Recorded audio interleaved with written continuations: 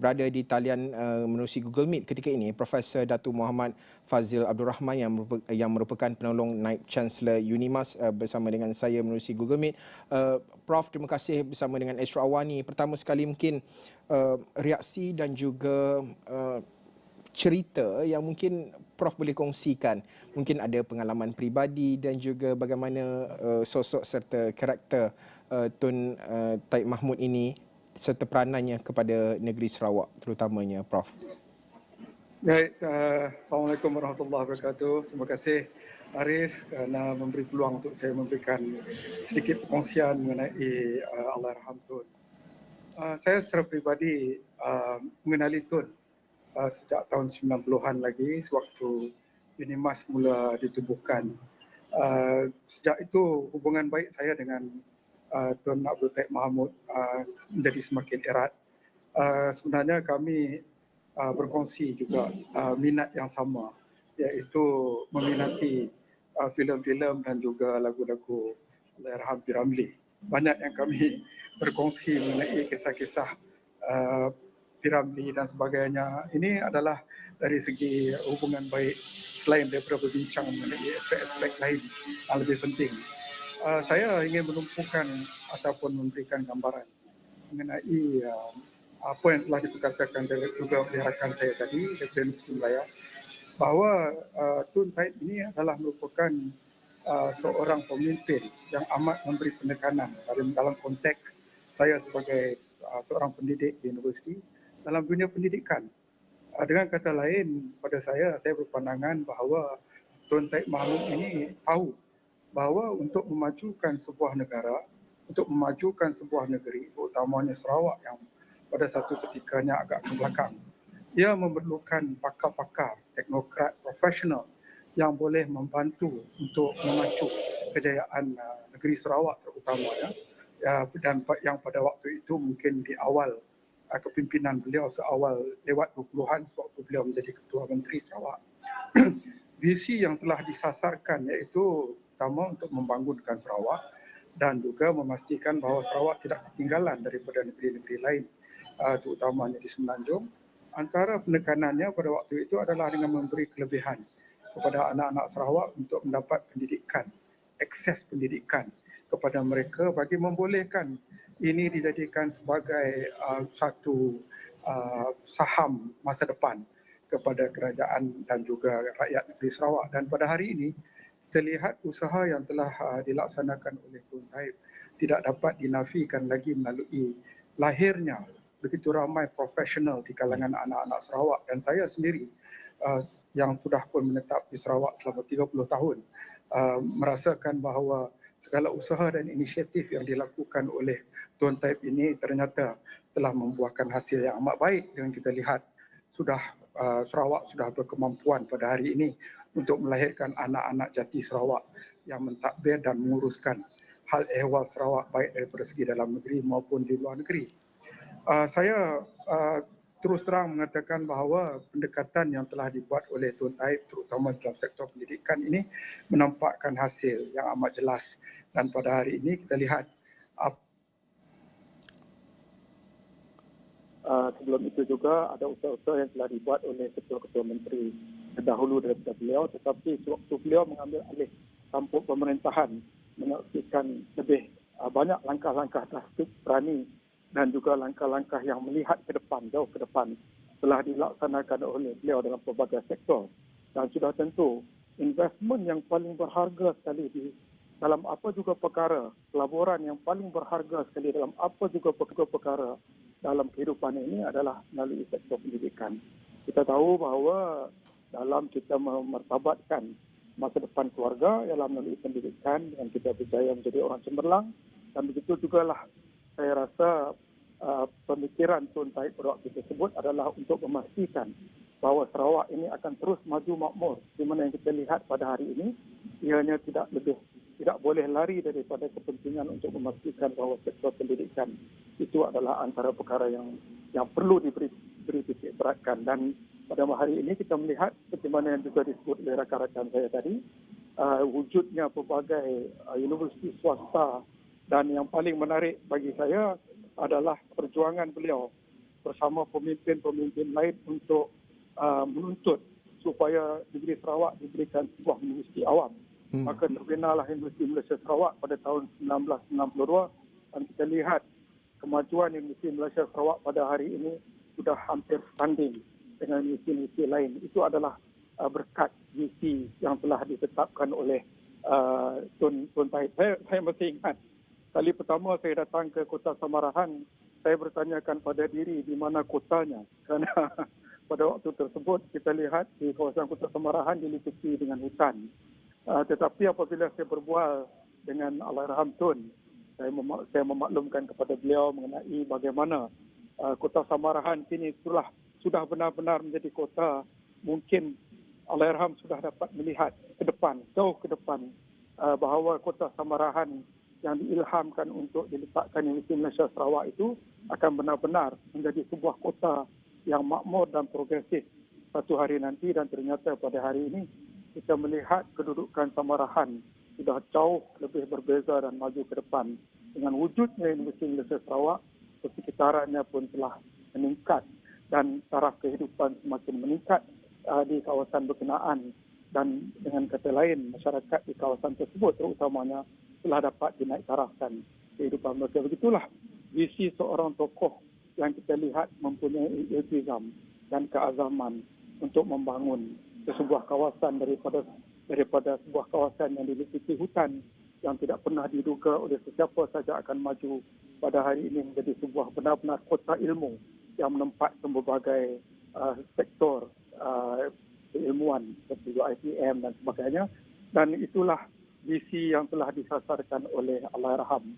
Saya amat terhutang budi kepada komitmen dan juga visi yang telah diberikan oleh Tun Tahir kepada Universiti Malaysia Sarawak terutamanya, kerana saya adalah warga Limas, dan juga kepada masyarakat Kota Samarahan. Kalau dulunya dikenali sebagai Muara Tuang, hari ini kita lihat Kota Samarahan sudah menjadi terkenal bukan hanya di Malaysia, malah di seluruh dunia, kerana apabila orang menyebut saja Universiti Malaysia Sarawak, maka nama Kota Samarahan akan diingatkan. Ini seiring juga dengan peranan beliau sebagai seorang wakil rakyat di kawasan Kota Samarahan pada satu ketika dahulu sebelum berhijrah ke Balingian. Kita melihat bahawa apa yang telah dibawa oleh Tun Tahir kepada rakyat yang diwakili oleh beliau melalui Dewan Undangan Negeri itu ternyata telah menampakkan dan telah meninggalkan satu legasi yang amat besar yang tidak boleh dinafikan oleh sesiapa sahaja hingga ke hari ini. Ya. Prof, penting juga pembangunan modal insan dan juga infrastruktur itu kita lihat banyak yang diusahakan oleh Allahyarham sewaktu berkhidmat dahulu. Pandangan Prof melihat dari segi pertamanya kerjasama antara negeri dan pusat, kerana kita tahu nak bergantung penuh kepada pendapatan di peringkat negeri itu tidak cukup untuk membangunkan Sarawak. Geografi kawasannya luas, banyak yang perlu difokuskan dari segi pembangunan sehinggalah ke hari ini. Mungkin pandangan Prof melihat kepada pentingnya kerjasama dan juga pengalaman. Kita lihat Allahyarham pernah kepimpinan ataupun bertugas di peringkat pusat, memimpin negeri dan pada masa sama menjalinkan lagi hubungan yang boleh saya sifatkan sebagai hubungan yang baik antara negeri dan pusat demi pembangunan di negeri Sarawak ini. Pandangan Prof. Saya tidak dapat nafikan bahawa Tun Tahir adalah seorang yang berperanan dan berpengaruh di peringkat persekutuan.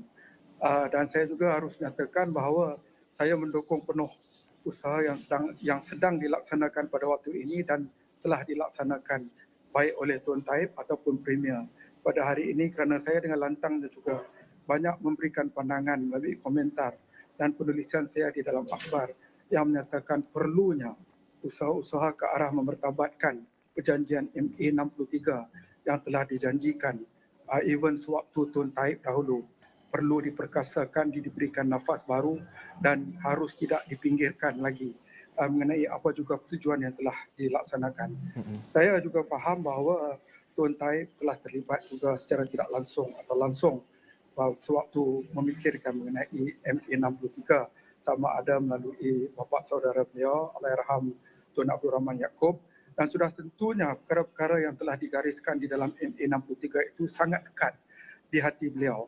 Dan saya berpandangan bahawa di peringkat awal apabila Allahyarham dilantik menjadi kabinet di dalam kerajaan persekutuan, sudah tentu peranan yang telah dimainkan pada waktu itu mungkin telah memberikan impak yang besar, walaupun mungkin tidak kelihatan dengan nyatanya pada waktu tersebut, tetapi pada waktu ini kita melihat dengan hasil usaha pimpinan pada waktu ini yang diketuai oleh Premier sendiri, kita melihat dengan kestabilan politik seperti mana juga diulas oleh rakan-rakan saya, kestabilan politik itu adalah kunci kepada kejayaan sesebuah negeri ataupun negara di dunia ini. Dan kita lihat bahawa jalan yang telah dirintis oleh Tun Taib Mahmud bersama-sama dengan pemimpin lain pada waktu sebelum ini telah memberikan laluan ataupun telah merintis jalan bagi membolehkan pemimpin selepas itu untuk meneruskan perjuangan memastikan bahawa hak keistimewaan dan juga hak-hak yang termaktub